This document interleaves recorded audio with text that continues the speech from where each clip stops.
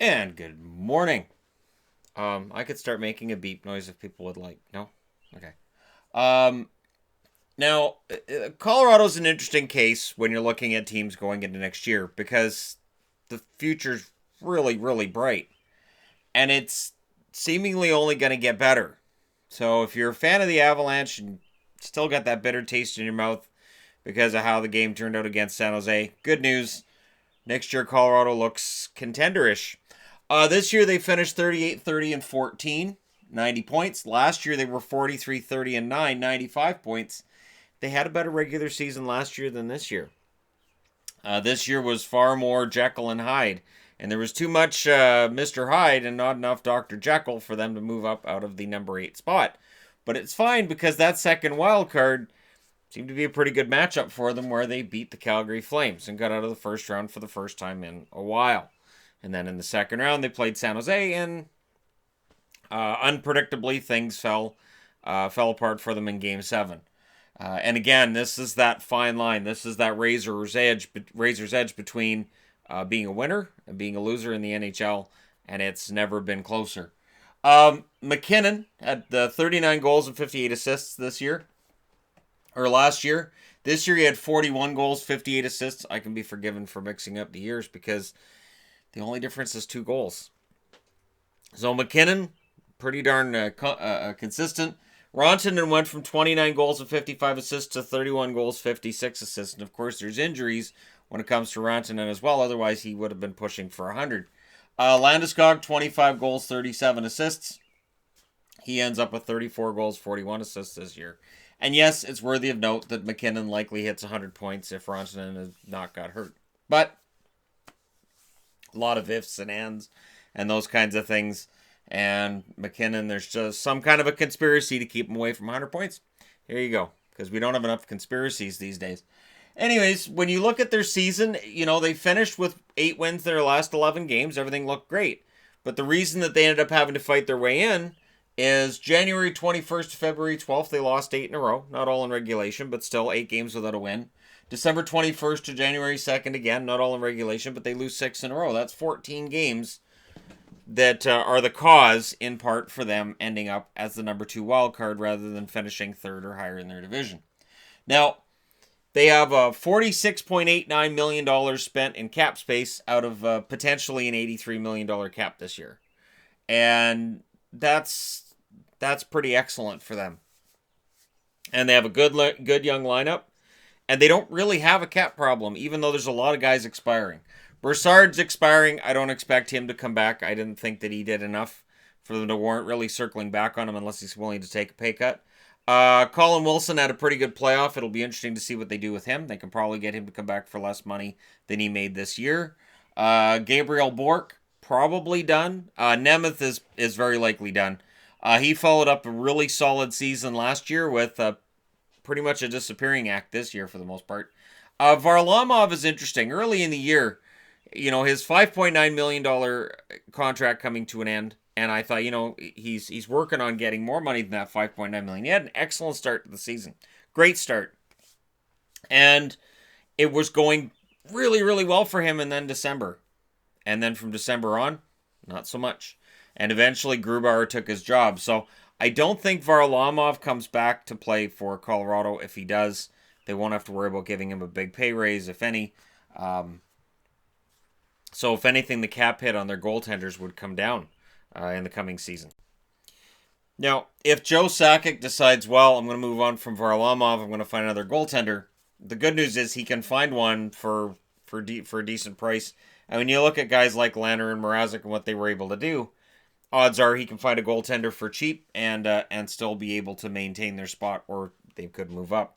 Now, restricted free agents, it gets a little bit tricky. Andrighetto arbitration rates, he's not going to get a raise at all. He made $1.4 million this year. Kerfoot, Compher, those guys are going to get raises. They both have arbitration rates. They were both on cheap contracts this year. That's going to eat into that $37 million they have in cap space. But the big one's Rantanen. Rantanen is going to get paid. He's going to be the highest paid member of the Avalanche next year. And I'm not sure what the ceiling is for him. Either in terms of how many points he can get in a season, or in terms of how much money he could get from Colorado this summer. But he's going to get paid. It's gonna be a pretty high contract for him. Zadorov, arbitration rates as well. He made $2.1 million this year. I would say that the role he plays on their blue line, he's earned himself a raise as well. And again, how much these guys all get will go a long way to deciding whether or not Joe Sakic keeps the whole thing together and is able to actually add in free agency as well. They're losing players, but I would argue that with the amount of money coming off the books, which is millions and millions, lots of money coming off the books, they can probably go out and upgrade. They can upgrade both the blue line and their forward group, I would think, with the right moves made. And they would be an attractive team to play for right now because they're on their way up. That was shown in the playoffs, and they want to maintain that. And they've got the most exciting line in hockey when they're on, which is McKinnon, Rantanen, and Landeskog. These three guys, and if they can add the depth behind it, you've got yourself something seriously special going on with Denver. Now, what's interesting is when you look at their prospect pool, Cale Makar, of course, still technically, I guess, prospect, but we saw in the playoffs he's top 4 defenseman. That's huge. Having Makar come in and just plunk himself in as one of the best defensemen on the team, and he's solid for now going forward, that is a huge upgrade for them. Martin Kaut is one of their top prospects. Didn't have a fantastic season in the minors this year. Will probably need a lot more seasoning. I think another season or two. Connor Timmins is kind of a sad story here in that Timmins spent the whole year on the injured reserve due to a concussion. And, you know, when a guy spends that much time on the shelf, well, he's only 20 years of age, so that's a crying shame. And also, you know, is he going to be healthy this fall? If Timmins can get himself right and get himself healthy, that's another entry-level contract for them. If not, he'd have to start considering some options there. Pavel Francouz is likely going to be the backup. So if in the case that Joe Sakic saw enough of Francouz this year, both at the American Hockey League level and during his cup of coffee in the NHL, that he says, you know what, this guy's going to be a good goaltender. He's 28 years of age. He's not a kid. Francouz is the backup next year. And then they don't have to worry about that $5.9 million coming off with Varlamov and a rising salary cap. They can look to make some serious upgrades elsewhere on the roster. And they're barely paying their goaltenders anything, really, in comparison with other teams. And Nicholas Milosh is another one to look at as well. 21 years of age, down in the minors, doing pretty well. And again, with Nemeth going out, there may be an opening there.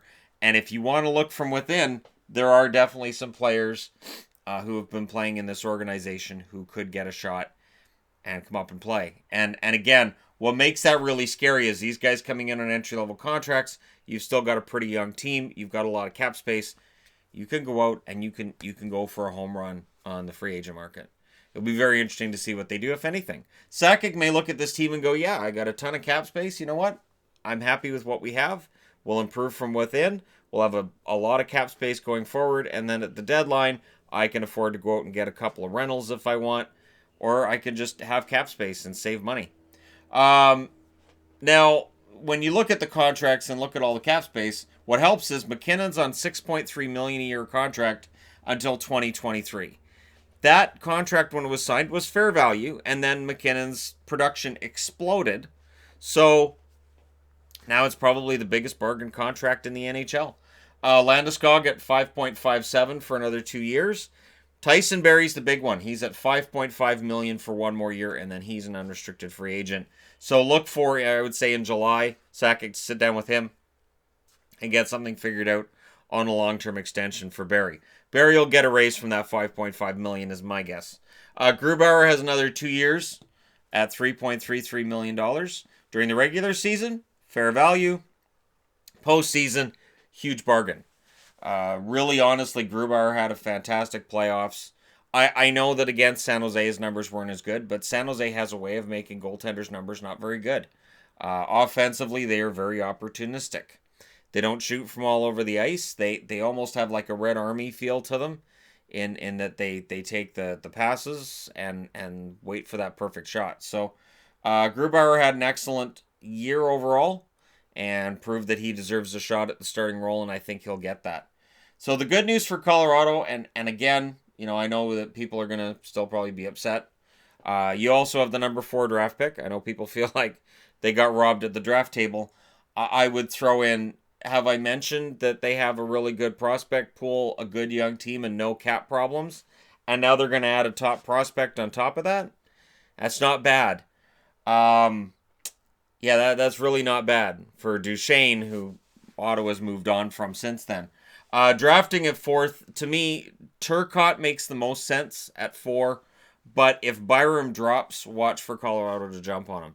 I think Sakic, if he's as smart as I think he is, he'll look and say, you know what, you can't have too many defensemen. And I'm a believer in that as well. That if your best player available is a defenseman, you grab him, and you worry about having too many defensemen later. Having a top-notch number 1 defenseman is big. If you add Makar and you have Girard, who's developing into a pretty solid defenseman as well, and then you add Byram to that bunch, you got Barry. Man, that's scary right there. So Byram likely goes at 3, I think, with Chicago, which would leave them drafting. It could be Turcotte. There are a few guys who could go at 4. I just put Turcotte up there as an example. But they also get to draft again at 16. So there's that. There's going to be another solid prospect picked up at 16 by the Colorado Avalanche, who honestly should only get better in the upcoming season. So hopefully that makes some Avs fans feel better after the way this season ended on a sour note. But and if it makes anybody feel better, I think there's real thirst for change now when it comes to the placement of the doors for the bench. Stop putting them inside the zone and put them at center ice. Put them in neutral ice so that you can't be offside while you leave the ice to go through the door. Anyways, that's a whole other topic for a whole other time. And again, for Colorado fans, I think the future is really bright. And I could totally see this team winning a Stanley Cup as soon as next year. They're going to be in the running. And I think this is a team that could be one of those picks this summer when people start saying who they think could win a Stanley Cup. I think Colorado's going to come up at least once, maybe a couple of times. But let me know your thoughts in the comment section below as always. Don't forget to hit like and subscribe if you're browsing your way through. Thank you guys so much for watching. I'll talk to you again soon.